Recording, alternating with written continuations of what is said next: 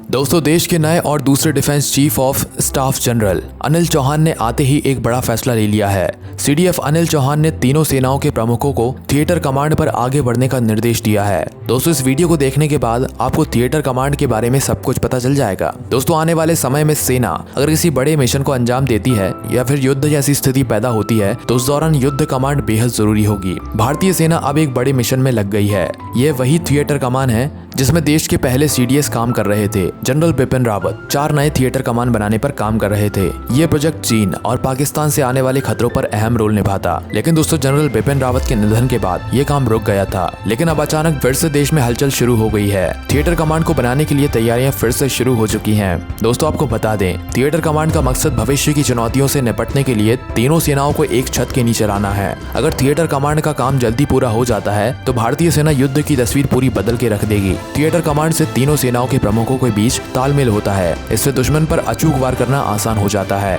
Theatre command का सबसे बड़ा फायदा है कि ये तीनों सेनाओं के हथियारों का इस्तेमाल एक साथ किया जा सकता है। दोस्तों, स्वर्गवासी जनरल बिपिन रावत का सबसे बड़ा सपना था भारतीय सेनाओं को एक ही थिएटर कमांड में बांधे। अभी भारतीय सेना, नौसेना और वायुसेना की अपनी अपनी कमांड है और उनके हिसाब से अलग अलग बेसिस। ऐसे में रिसोर्सेज का सही बंटवारा नहीं हो पाता है और कई बार ऐसा होता है कि तीनों सेनाओं के अलग अलग एसेट हथियार एक ही जगह पर रखे होते हैं। यानी कि ऐसी भी कोई जगह हो सकती है जहाँ पर नौसेना के हवाई जहाज रखे हुए हों और वायुसेना के भी और थल सेना के भी। इन सारी स्थितियों को खत्म करने के लिए और रिसोर्सेज का सही इस्तेमाल करने के लिए थिएटर कमांड की कल्पना की गई है। दोस्तों, दुनिया की बड़ी सेना जैसे अमेरिका और चीन भी थिएटर कमांड का ही इस्तेमाल करती हैं। यानी कि सेना, नौसेना और थल सेना के सामान को एक ही जगह रख करके उन्हें सही तरीके से बांटना। जनरल बिपिन रावत ने कल्पना की थी कि एक कमांड होगी जो दक्षिण भारत में होगी और उसकी अगुवाई नेवी करेगी और वहां पर नौसेना के पास वायुसेना और थल सेना के पास एस्थेटिक्स होंगे। ऐसी ही एक कमान वायुसेना के पास होगी और ऐसी ही एक कमान थल सेना के पास होगी, जिसमें से अलग अलग एसेट पूरे देश की सुरक्षा के लिए अलग अलग तरीके से इस्तेमाल होंगी।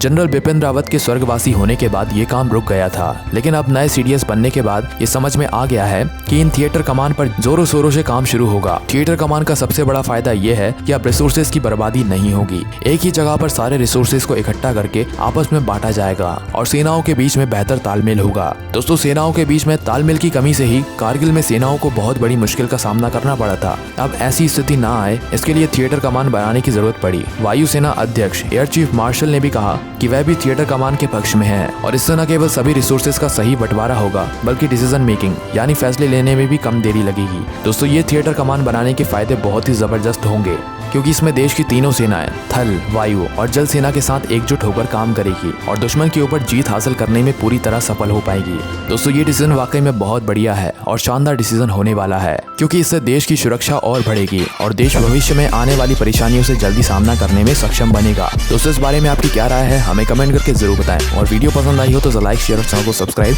जरूर करें। धन्यवाद।